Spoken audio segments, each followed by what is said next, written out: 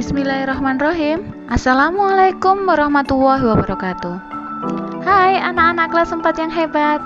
Apa kabar hari ini? Semoga selalu sehat dan tetap semangat. Alhamdulillah, hari ini kita berjumpa lagi dan belajar bersama Bu Kurnia Santi Cahyaningrum. Mari belajar bersama. Kali ini kita akan belajar tema 9, Kayanya Negeriku, subtema 3, Pelestarian Kekayaan Sumber Daya Alam di Indonesia, muatan pelajaran PPKN, KD 3.2, mengidentifikasi pelaksanaan kewajiban dan hak sebagai warga masyarakat dalam kehidupan sehari-hari. Sumber daya alam, air. Air merupakan salah satu sumber daya alam yang paling penting bagi kehidupan manusia. Terpenuhinya kebutuhan air bersih merupakan hak setiap warga masyarakat tanpa terkecuali. Hak memanfaatkan air bersih juga harus diikuti dengan kewajiban menjaga ketersediaan air bersih. Persediaan air bersih semakin berkurang, padahal jumlah penduduk semakin bertambah. Penetapan Hari Air Sedunia. Peringatan Hari Air Sedunia atau World Water Day ditetapkan dalam Sidang Umum PBB atau Perserikatan Bangsa-Bangsa pada 22 Desember 1992 di kota Rio de Janeiro, Brazil. Hari Air Sedunia mulai diperingati sejak tahun 1993. Hari Air Sedunia diperingati pada tanggal 22 Maret.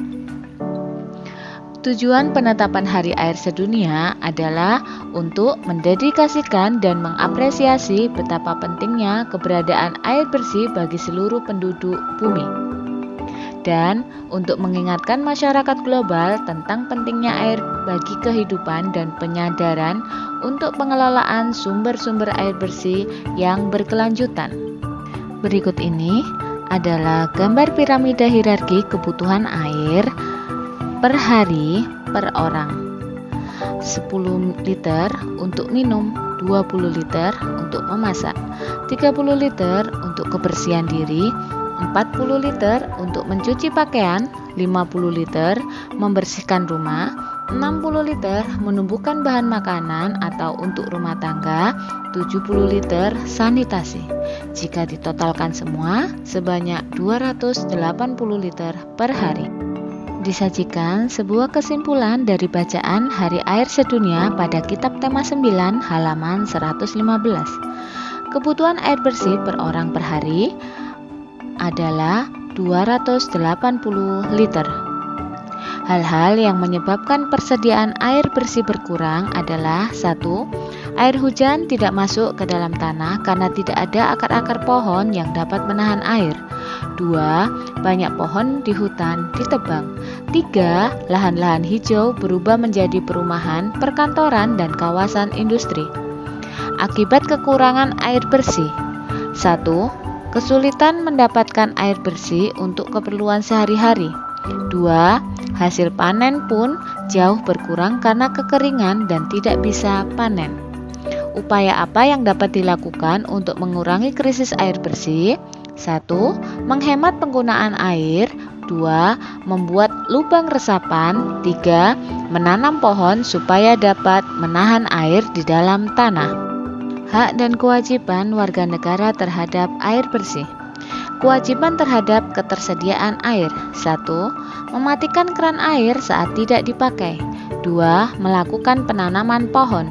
3. Menggunakan air sisa masak seperti bekas mencuci beras digunakan untuk menyiram tanaman. 4. Tidak membuang sampah ke sungai. 5. Tidak menggunakan bahan kimia dalam penangkapan ikan di sungai. Persatuan dan kesatuan dalam kehidupan sehari-hari. Salah satu bentuk tanggung jawab manusia terhadap alam, yaitu bekerja sama menjaga kelestarian lingkungan sehingga tercipta sikap persatuan dan kesatuan dalam masyarakat. Misalnya, bekerja bakti secara rutin membersihkan lingkungan.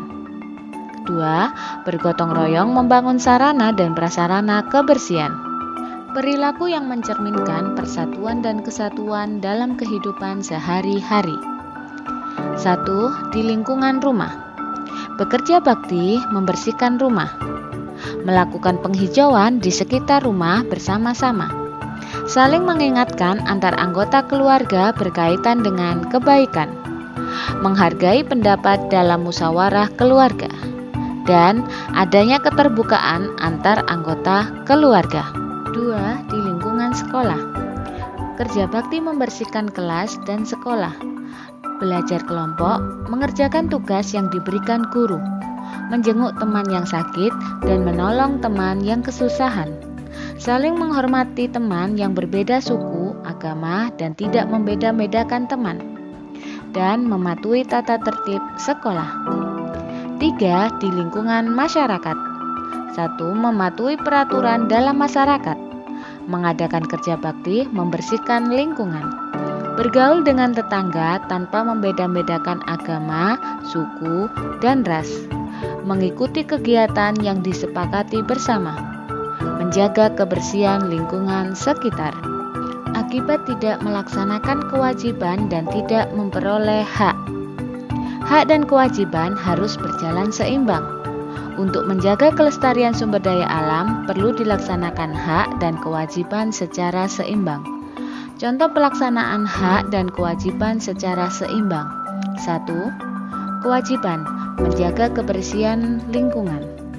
Hak, lingkungan menjadi bersih, nyaman, dan damai. 2. Kewajiban kita tidak membuang sampah sembarangan. Hak yang kita dapat, lingkungan menjadi sehat, bebas sampah, dan bebas penyakit. 3. Kewajiban kita menanam pohon. Hak yang kita peroleh adalah tidak terjadi longsor, menjaga sumber air, dan lingkungan menjadi sejuk. Informasi tambahan. Berdasarkan Undang-Undang Dasar 1945 Pasal 33 Ayat 3, ikut melestarikan lingkungan dan sumber daya alam merupakan kewajiban setiap warga negara Indonesia. Nah, dari hal tersebut, sebagai konsekuensi atas hak menikmati kekayaan alam, sanksi terhadap pelanggaran kewajiban sebagai warga negara bisa berupa denda dan penjara. Sanksi yang diberikan tentunya sesuai dengan tingkat pelanggaran kewajiban yang dilakukan. Hal ini bertujuan untuk membuat efek jera sehingga masyarakat tidak melakukan pelanggaran. Alhamdulillah, sampai di sini dulu pembelajaran hari ini. Semoga mudah dipahami dan semoga bermanfaat. Sampai bertemu lagi di video-video selanjutnya. Terima kasih and happy watching. Wassalamualaikum warahmatullahi wabarakatuh.